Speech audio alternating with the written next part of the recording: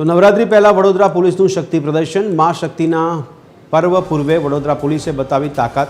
અસામાજિક તત્વોને વડોદરા પોલીસનો કડક સંદેશ આપવામાં આવ્યો। શક્તિ ડ્રીલ યોજી નાગરિકોને સુરક્ષાનો સંદેશ આપવામાં આવ્યો। પોલીસે શહેરના ચારેય ઝોનમાં ફ્લેગ માર્ચ યોજી। અશ્વદળ, bomb squad, bomb dog squad શક્તિ માર્ચમાં જોડાયા।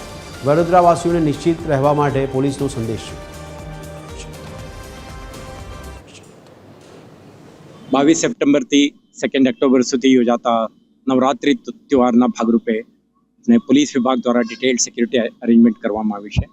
આજે તમે જોઈ શકશો કે police station, specialized unit, DCB, PCB, SOG, QRT, BDDS તમામ એકમોના અધિકારી કર્મચારીઓ પોતપોતાના કિટ્સ, ટૂલ્સ એન્ડ ઇક્વિપમેન્ટ્સ, મોબિલિટીના સાધનો સાથે અહીંયા ઊભા છે।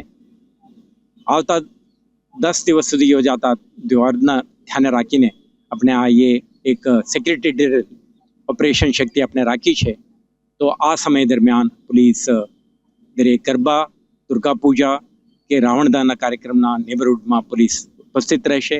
વિશ્વભરમાં ગુજરાતની ઓળખ સમાન નવરાત્રી પર્વની શરૂઆતને હવે થોડા જ દિવસો રહ્યા છે। એવામાં વડોદરાનું ગરબો જ્યારે વિશ્વમાં વિખ્યાત છે, ત્યારે આ આયોજનને સુરક્ષિત રીતે પાર પાડવા માટે વડોદરા પોલીસ સંપૂર્ણપણે સજ્જ જોવા મળી રહી છે। આપ અહીંયા જોઈ શકો છો કે નવરાત્રી પહેલા વડોદરા પોલીસની એક જોઈન્ટ એક્સરસાઇઝ થઈ રહી છે, એક જોઈન્ટ ડ્રીલ થઈ રહી છે, જેમાં વડોદરાના પોલીસ કમિશનર નરસિંહા કુમાર તેમના તમામ જે પોલીસના જવાનો છે તેમને સંબોધી રહ્યા છે અને નવરાત્રી દરમિયાન કઈ રીતની સુરક્ષા વ્યવસ્થા શહેરમાં રાખવાની છે, જેથી કરીને કોઈ પણ અઘટિત ઘટના ન બને, શહેરને કોઈ કલંક ન લાગે, તેનું ધ્યાન રાખવા માટે કયા પ્રકારની સુરક્ષા વ્યવસ્થા થઈ શકે તે માટેની ઇન્સ્ટ્રક્શન્સ આપી રહ્યા છે।